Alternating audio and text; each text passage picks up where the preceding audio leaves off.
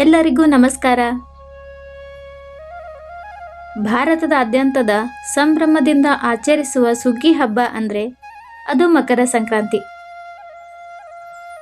ಕರ್ನಾಟಕದಲ್ಲಿ ಇದನ್ನ ಎಳ್ಳು ಬೆಲ್ಲದ ಹಬ್ಬ ಅಂತಲೇ ಕರೆಯುತ್ತೇವೆ. ಇಂದಿನ ಈ ವಿಡಿಯೋದಲ್ಲಿ ನಾವು ಈ ಹಬ್ಬದ ವೈಜ್ಞಾನಿಕ ಮತ್ತು ಸಾಂಸ್ಕೃತಿಕ ಮಹತ್ವದ ಬಗ್ಗೆ ತಿಳಿದುಕೊಳ್ಳೋಣ.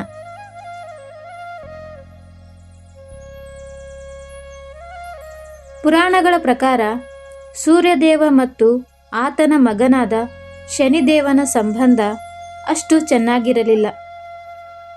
ಆದರೆ ಸಂಕ್ರಾಂತಿಯ ದಿನದಂದು ಸೂರ್ಯನು ತನ್ನ ಮಗನಾದ ಶನಿದೇವನ ಮನೆಯಾದ ಮಕರ ರಾಶಿಗೆ ಭೇಟಿ ನೀಡುತ್ತಾನೆ ಎಂಬ ನಂಬಿಕೆ ಇದೆ.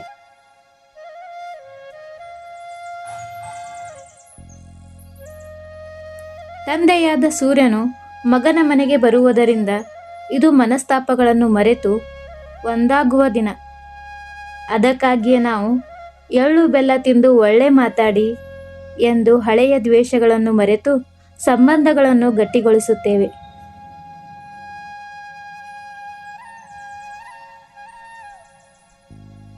ಮಹಾಭಾರತದ ಕಾಲದಲ್ಲಿ ಭೀಷ್ಮ ಪಿತಾಮಹರಿಗೆ ಅವರ ತಂದೆ ಶಾಂತನು ಮಹಾರಾಜರಿಂದ ಇಚ್ಛಾಮರಣದ ವರದಾನವಿತ್ತು.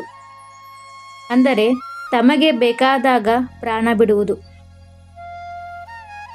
ಕುರುಕ್ಷೇತ್ರ ಯುದ್ಧದಲ್ಲಿ ಬಾಣಗಳ ಹಾಸಿಗೆಯ ಮೇಲೆ ಮಲಗಿದ್ದ ಭೀಷ್ಮರು ಸೂರ್ಯನು ಉತ್ತರಾಯಣಕ್ಕೆ ಚಲಿಸುವವರೆಗೂ, ಅಂದರೆ ಸಂಕ್ರಾಂತಿ ಬರುವವರೆಗೂ ತಮ್ಮ ಪ್ರಾಣವನ್ನು ಬಿಡಲಿಲ್ಲ. ಉತ್ತರಾಯಣದಲ್ಲಿ ಪ್ರಾಣ ಬಿಟ್ಟರೆ ನೇರವಾಗಿ ಮೋಕ್ಷ ಸಿಗುತ್ತದೆ ಎಂಬ ಕಾರಣಕ್ಕೆ ಅವರು ಸಂಕ್ರಾಂತಿಯ ದಿನವನ್ನೇ ತಮ್ಮ ಅಂತ್ಯಕಾಲಕ್ಕೆ ಆರಿಸಿಕೊಂಡರು.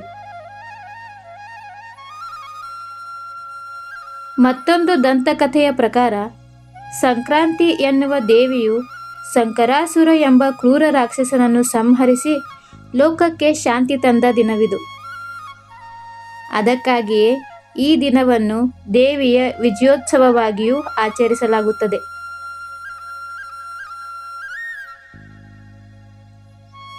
ಸಾಗರ ಪುತ್ರರಿಗೆ ಮುಕ್ತಿ ನೀಡಲು ಭಗೀರಥನು ಕಠಿಣ ತಪಸ್ಸು ಮಾಡಿ ಗಂಗೆಯನ್ನು ಭೂಮಿಗೆ ತಂದನು. ಗಂಗಾಮಾತೆ ಭೂಮಿಗೆ ಇಳಿದು ಕಪಿಲ ಮುನಿಗಳ ಆಶ್ರಮದ ಮೂಲಕ ಸಾಗರವನ್ನು ಸೇರಿದ ದಿನವು ಸಂಕ್ರಾಂತಿ ಎಂದು ಹೇಳಲಾಗುತ್ತದೆ. ಆದ್ದರಿಂದಲೇ ಅಂದು ಗಂಗಾ ಸ್ನಾನಕ್ಕೆ ಅತೀವ ಪ್ರಾಮುಖ್ಯತೆ ಇದೆ. ಸೂರ್ಯ ಸತ್ವ ಮತ್ತು ಚೈತನ್ಯದ ಸಂಕೇತ, ಶನಿ ಶಿಸ್ತು ಮತ್ತು ಕರ್ಮದ ಸಂಕೇತ. ಉತ್ತರಾಯಣದಲ್ಲಿ ಮಾಡುವ ಪುಣ್ಯ ಕಾರ್ಯಗಳು ಮತ್ತು ದಾನಗಳು ಅಕ್ಷಯ ಫಲವನ್ನು ನೀಡುತ್ತವೆ ಎಂಬುದು ದೇವಾನುದೇವತೆಗಳ ಆಶೀರ್ವಾದ. ಹಾಗಾದರೆ ಈ ಸಂಕ್ರಾಂತಿ ಆಚರಿಸುವುದು ಹೇಗೆ? ಸಂಕ್ರಾಂತಿ ಎಂದರೇನು? ಅಂದರೆ ಸಂಕ್ರಾಂತಿ ಎಂದರೆ ಸಂಕ್ರಮಣ ಅಥವಾ ಬದಲಾವಣೆ ಎಂದರ್ಥ. ಈ ದಿನ ಸೂರ್ಯನು ಧನು ರಾಶಿಯಿಂದ ಮಕರ ರಾಶಿಗೆ ಪ್ರವೇಶಿಸುತ್ತಾನೆ. ಅಂದಿನಿಂದ ಹಗಲು ದೀರ್ಘವಾಗುತ್ತಾ ಹೋಗುತ್ತದೆ ಮತ್ತು ಅತ್ಯಂತ ಮಂಗಳಕರವಾದ ಉತ್ತರಾಯಣ ಪುಣ್ಯಕಾಲ ಆರಂಭವಾಗುತ್ತದೆ.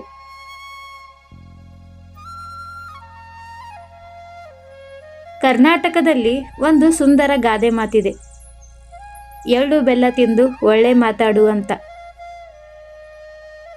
ಜೀವನದಲ್ಲಿ ಕಷ್ಟ ಸುಖ ಎರಡನ್ನು ಸಮವಾಗಿ ಸ್ವೀಕರಿಸಿ ಎಲ್ಲರ ಜೊತೆ ಪ್ರೀತಿಯಿಂದ ಸಂವಹನ ನಡೆಸಬೇಕು ಅನ್ನೋದು ಈ ಎಳ್ಳು ಬೆಲ್ಲದ ಸಾರ. ಎಳ್ಳು ದೇಹಕ್ಕೆ ಉಷ್ಣಾಂಶ ನೀಡಿದರೆ ಬೆಲ್ಲ ಜೀವನದ ಮಾಧುರ್ಯವನ್ನು ಸೂಚಿಸುತ್ತದೆ.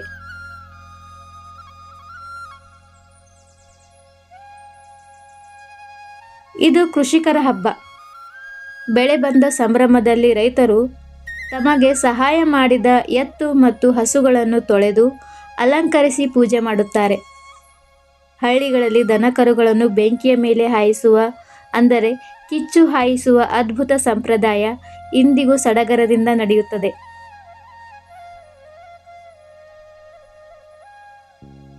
ಸಂಕ್ರಾಂತಿ ಅಂದಮೇಲೆ ಬಿಸಿ ಹುಗ್ಗಿ ಪೊಂಗಲ್ ಇರಲೇಬೇಕು. ಅಕ್ಕಿ ಮತ್ತು ಹೆಸರು ಬೇಳೆಯಿಂದ ಮಾಡಿದ ಸಿಹಿ ಮತ್ತು ಖಾರ ಪೊಂಗಲ್ ಈ ಹಬ್ಬದ ಮುಖ್ಯ ಖಾದ್ಯ. ಇದರ ಜೊತೆಗೆ ಕಬ್ಬನ್ನು ಜಗಿದು ಹಬ್ಬಕ್ಕೆ ಇನ್ನಷ್ಟು ಮೆರುಗು ನೀಡುತ್ತದೆ. ಹೀಗೆ ಪ್ರಕೃತಿ ಮತ್ತು ಮಾನವನ ನಡುವಿನ ಬಾಂಧವ್ಯವನ್ನು ಎತ್ತಿ ಹಿಡಿಯುವ ಹಬ್ಬವೇ ಸಂಕ್ರಾಂತಿ.